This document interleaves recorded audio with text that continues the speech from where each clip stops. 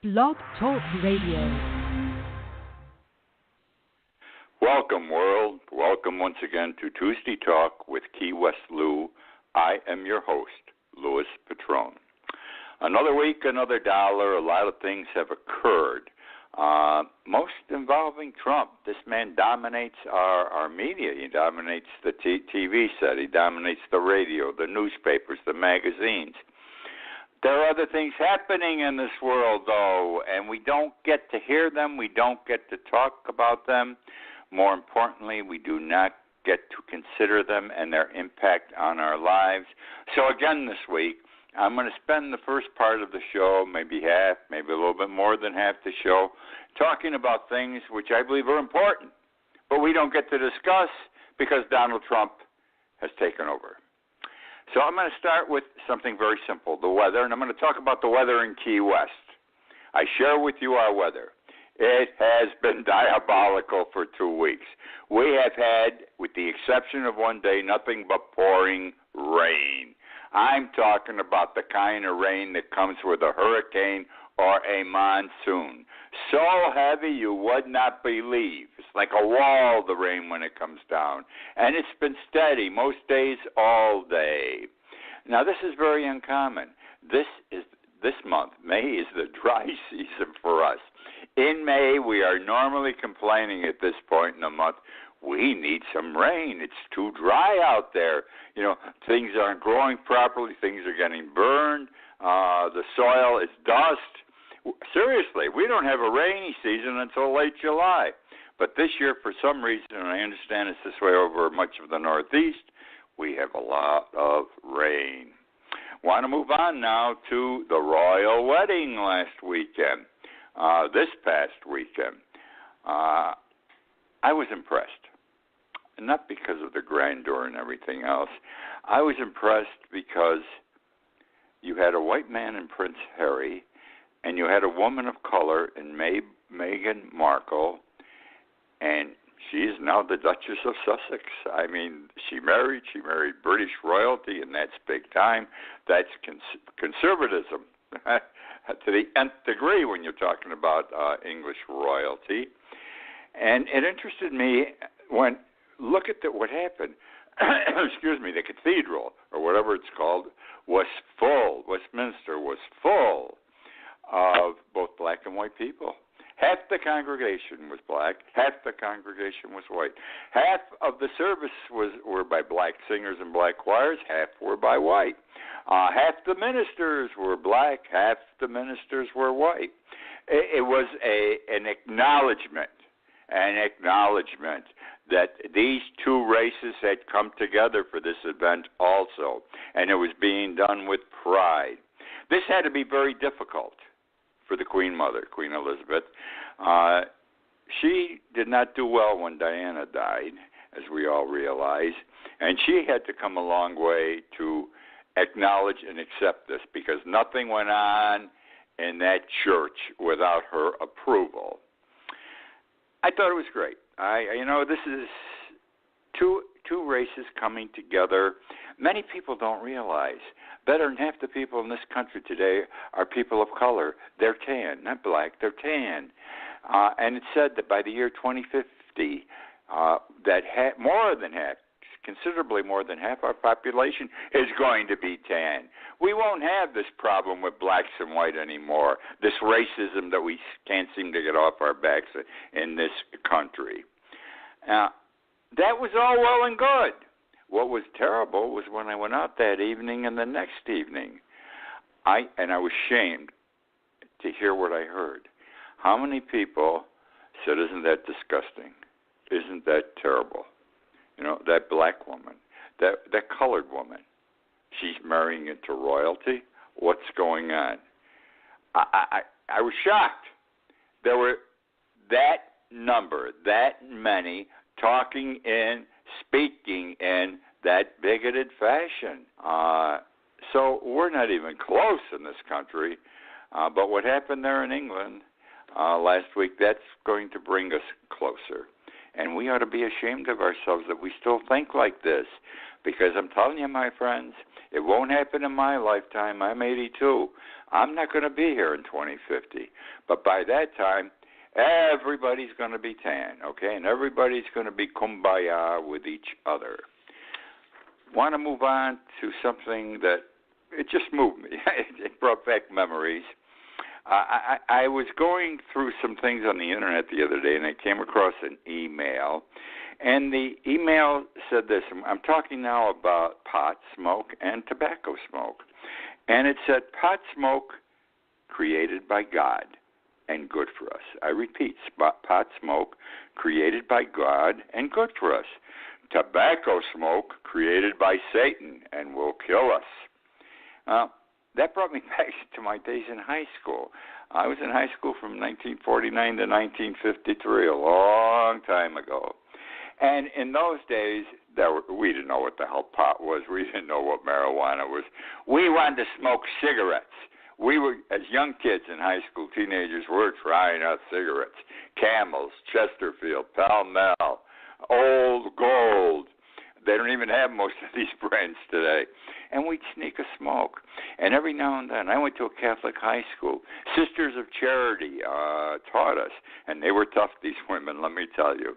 And if they caught you smoking, they did everything but make you eat and swallow that cigarette. But they always said, when they'd catch us, the nuns would look at us and say, the cigarette is a dirty weed, and from it the devil doth proceed. The cigarette is a dirty weed, and from it the devil doth proceed. And we had to repeat that. Every time they caught us, say it. They'd stick their finger in our face and say it, and we'd say it. It didn't stop us from smoking, but they were trying to make a point. And it's sort of like what I started this topic with by saying pot smoke's created by God, smoke created by God, and it's good for us, etc. Now, it tickled my curiosity. Where did this come from? If someone put it in an email today, and in 1950, a nun is telling me, that smoking is the result of the devil, it's terrible, it's a dirty weed, there has to be some place it all began. So I did a little digging. And boy, it began, but way back when. It began, I'd say, just after our Revolutionary War. And the man who was responsible for it is Benjamin Waterhouse. Benjamin Waterhouse was born in 1754, died in 1846. Benjamin became a doctor. He went to England to study medicine, and then he came back here to practice. He wasn't old enough to be a surgeon in the War for Freedom, the Revolutionary War. However, he did participate, and he was in the War of 1812 against Great Britain. Again, he's a physician. Now, what was his mark to fame? Well, first, let me tell you, he came up with the ditty about tobacco is a dirty weed, etc. And here's what he wrote. Tobacco is a filthy weed that from the devil does proceed. It drains your purse, it burns your clothes, and makes a chimney of your nose. I think that's cool, and that's funny. Well, he became a well-known physician. His distinction is twofold. He was one of the three co-founders of the Harvard Medical School. Yes, he was one of the three co-founders of the Harvard Medical School. The other was that smallpox was a big thing. People were dying all over the world from smallpox in those days. And a smallpox vaccine had been discovered in Europe, and it came over to this country, and no American doctor would give it to any patient. No American doctor would try it. They were afraid that the people would be infected. They inoculated would be infected with smallpox. Waterhouse was so convinced that this was the right thing and this would be helpful to people that he vaccinated himself and his family, his wife and his several children, with the vaccine to prove they would not, and people would not come down with smallpox because they were inoculated with the serum. So those are his two claims to fame. I want to talk about penis facials. P-E-N-I-S, the male member, penis facials. There's a reason why I talk about everything, you notice, and there's going to be a point to be made here, too, with the penis facial. It's a new product, okay?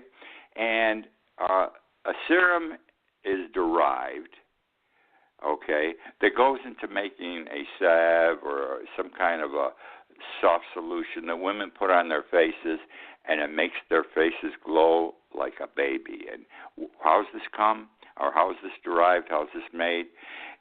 The process, the serum in the process is derived from the foreskin, Korean newborn babies, the foreskin of Korean newborn babies.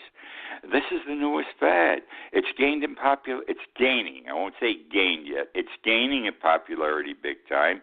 Two big movie stars, Kate Blanchett and Sandra Bullock, are singing its praises. They're not selling it. They're saying, look at me, look how shiny my face is, how smooth my skin is. Bullock was on the, Ellen DeGeneres show, and she says, look, from the foreskin of a Korean baby, look what it's done to my face in only a matter of 4 to 6 weeks. And DeGeneres, and I'm not knocking Bullock, but Ellen DeGeneres says, but that comes from a baby. That comes from a part of a baby. And she's right. However, this thing to go on a woman's face is gaining in popularity. So we need more and more foreskins. Now, you get these by circumcision. And I've got to believe there are not, in the final analysis, going to be enough newborn Korean baby boys to provide the foreskins required to make the serum. All right? So let's talk about circumcision, because this is the way the foreskin is obtained. Circumcision, believe it or not, is not a necessary medical procedure. The only place that does it big time is the United States. Most other countries don't bother with it, except for centuries the Jewish people of faith have. Because you look back, think back, centuries ago, I mean, they're living in the desert, they're living in dirty places, in poverty. The best place to get infection is for a male. You don't have to be a baby, you can be a male man, is underneath the foreskin.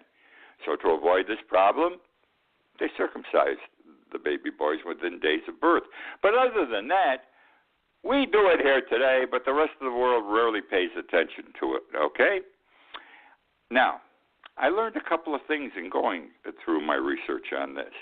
It was introduced, circumcision was introduced in English-speaking countries in the late 1800s. And why was it introduced? Not to prevent disease, but to control or prevent masturbation. How absolutely disgusting. To control or prevent masturbation. A young boy's joy and a young lady's joy. A natural thing. So, now, and my readings indicated that circumcision of the male baby is comparable to female circumcision, where they remove the clitoris and the labia. We know today in many African nations and in many Middle Eastern countries, this is still done as part of their tradition. Women have the labia cut off, they have their clitorises removed. And why is this done? It's to control their sexuality. So they don't masturbate. Ladies masturbate too. We all know this. Now comes anesthesia. If you're a baby boy here in the United States and your parents opt to have you circumcised, and most do, the baby's not given anesthesia. Baby's 3-4 days old. And I have always assumed anesthesia wasn't given to the baby because the baby could feel no pain there. The nerves were not yet sufficiently developed so the baby had pain. Bullshit. That baby hurts as much as an adult would if the adult had circumcision. The reason anesthesia is not given is because there is a danger that the anesthesia will somehow interact with the other things in the baby and be detrimental to the baby's health immediately, could kill the baby. All right? So those are the two stories there. Now, what are we going to do? Women like this stuff. Going to be a big deal? Perhaps. because if you can give a 50-year-old woman baby skin, as smooth as a baby's ass, we've heard that term, within 4 to 6 weeks. I mean, Sandra Bullock said on the show, look at my face. Look how it glows. Glows was the term she used. Going to need more baby boys. And they're going to have to go outside of Korea because there can't be enough babies there to solve what's going to be required to produce this product on a massive scale. So now, my concern is we're going to start, because I said circumcision's only big in this country, really. We're going to start circumcising babies that normally would not be circumcised in order to make money. It's like selling organs. A kidney today goes for about $150,000 in the illegal organ sale market. Circumcise the baby's little flesh there isn't going to go for $150,000, but there's going to become a market in it. And so now we're going to have circumcisions that should not be. And I would say to the women, and I'm not saying this offensively, but I think I'm going to make a point here, or at least I hope I do. If the women want this product because it helps their appearance, and I'm not saying they do because most don't even know about it yet. It's the coming thing. It's here, but it hasn't exploded. Suppose a man, let's take a man of 50 years of age. We get wrinkled. I'm 82. I know wrinkles at 82. I mean, my flesh under my chin hangs. My eyes, the skin underneath. I've got heavy bags. That's what comes with age.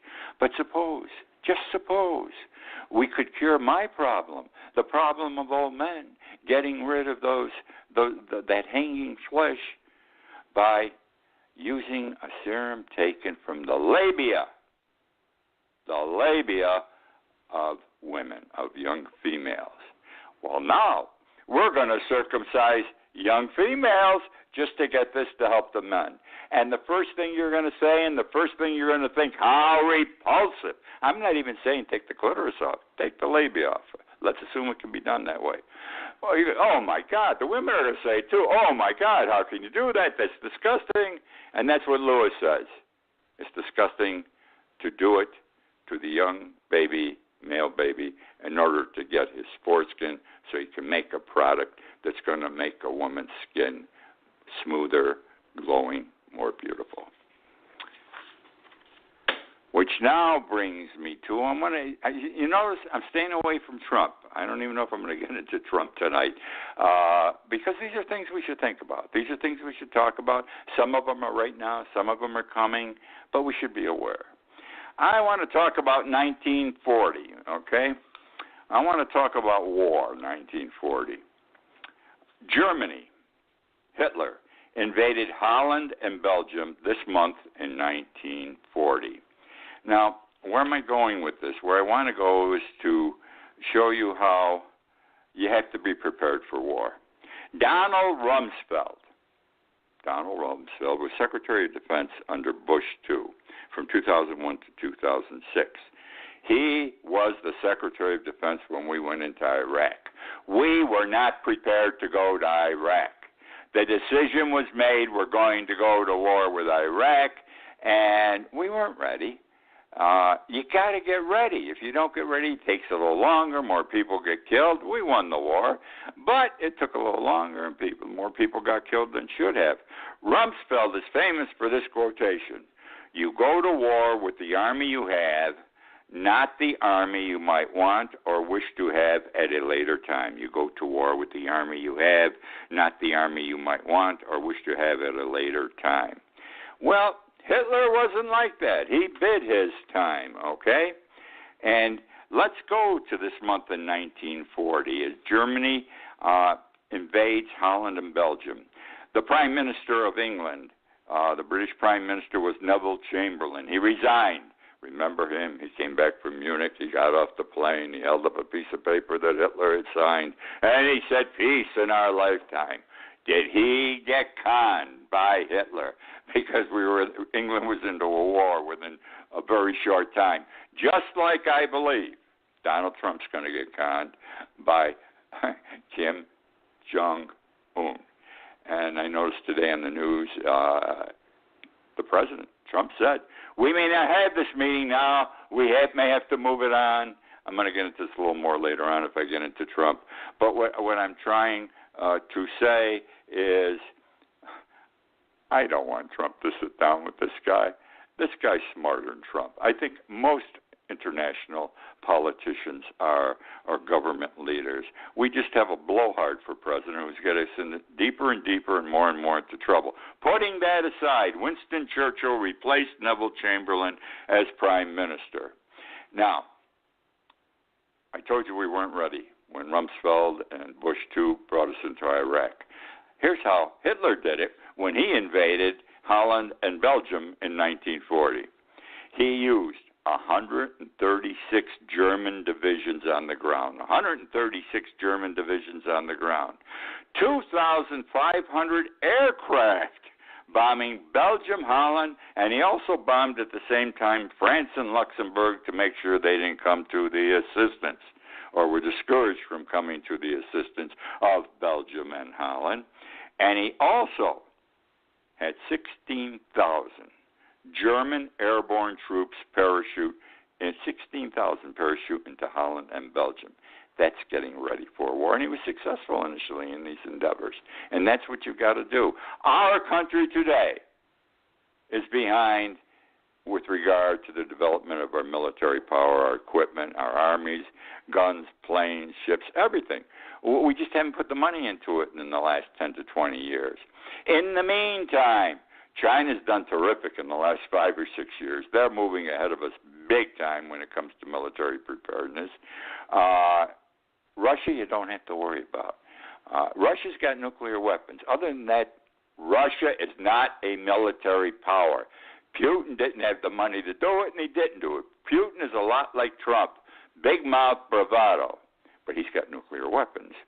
But we need more. And in this regard, I have to give Donald Trump credit. He is spending the money. He is having the money authorized to prepare us better in the event there is a war. And I worry because this guy may drag us into a war.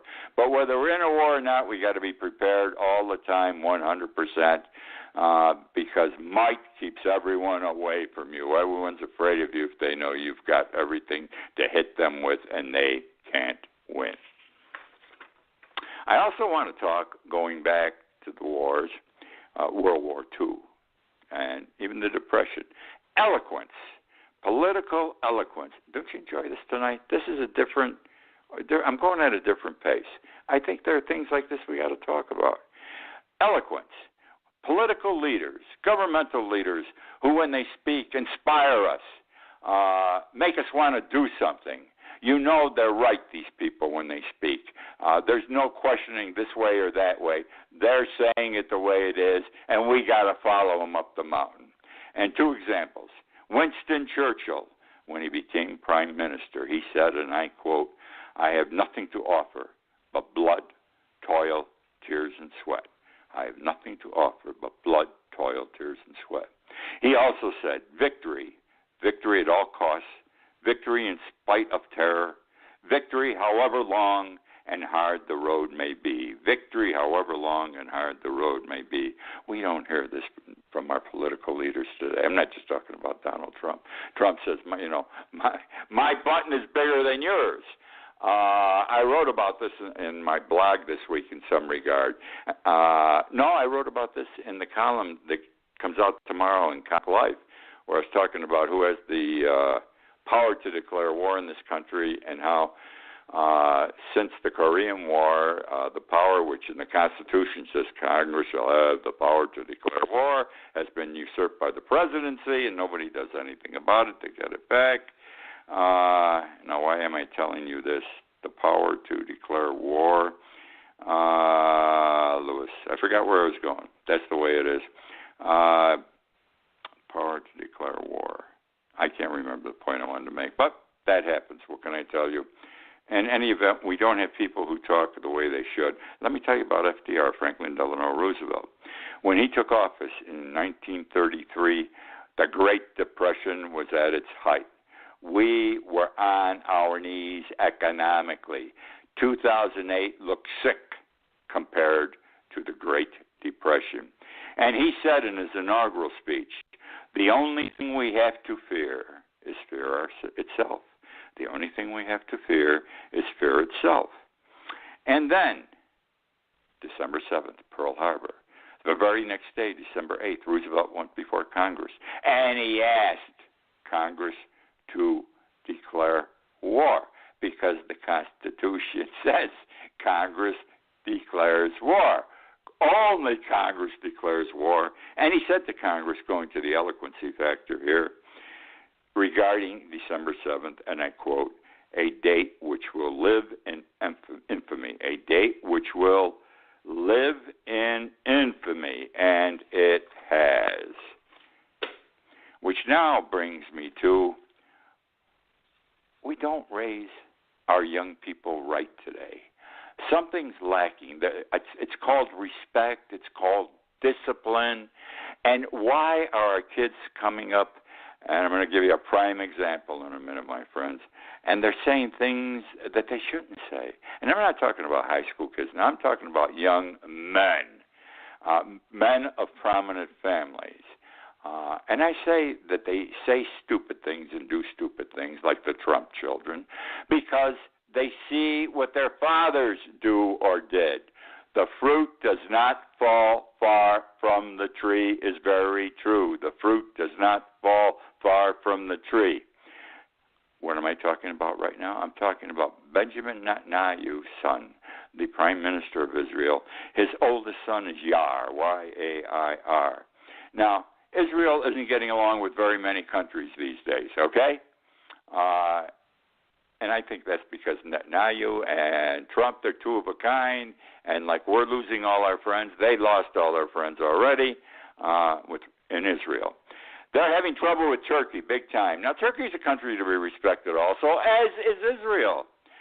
But Yair, son of the Prime Minister of Israel, and he's in his late 20s, I believe, he had a little thing made up, a copy of the Turkish flag, which is like blood red, and he had the verbiage in the middle of it reworded to say, fuck Turkey. You heard me. The Turkish flag remade it to say, fuck Turkey, and then he ran it on Instagram. Something's wrong. These kids are learning wrong. These are kids. He's the son of a big man, as are Trump's children. And most of our children today, they're not the cut. They're just not coming up the way they should. Respect is lacking, and that's very important. You cannot have good relationships with anyone unless you respect them. They are not going to respect you unless you respect them. I'm not getting to Trump tonight. I can tell you right now. I only got about a minute and a half left. But I want to say this.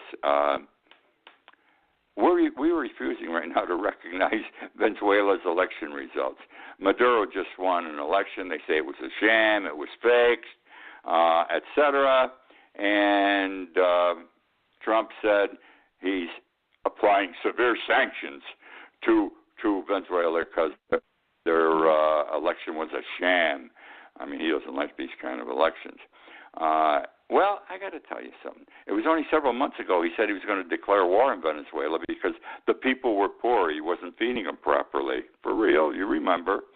All I want to know is this. We have many despots, many tyrants around the world who have phony elections, and one place is Russia.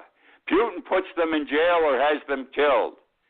Why doesn't he impose more severe sanctions on Russia? He doesn't. He picks and he chooses. That's the show for this week. The show is archived. I know many of you listen to it during the week, not tonight. I'm glad you do listen to it. Every week, more and more listeners. I love the numbers, and I thank you for joining me. Keep joining me, please. My book, Irma and Me, still out there. Please order it. You'll enjoy learning about hurricanes before, during, and after, how it affects you personally. Other than that, I thank you again for joining me. I look forward to being with you again next week. Motivation with Amazon Music. You're still in bed? Didn't you go running? Oh, I overslept. I'll go tomorrow. I'm getting in the shower. Alexa, set an alarm for 5 a.m. tomorrow to hard rock music.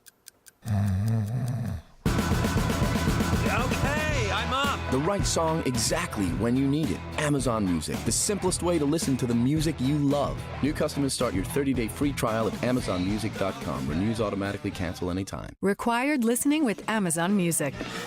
Dad music again? The greatest guitarist of all time. Wait, who? Alexa, add this song to a new playlist. Sure, what's the new playlist name? Jack's Intro to Classic Rock. Adding Stepping Stone by Jimi Hendrix to Jack's Intro to Classic Rock playlist. Amazon Music, the simplest way to listen to the music you and soon he will love. New customers start your 30-day free trial at amazonmusic.com. Renews automatically, cancel anytime.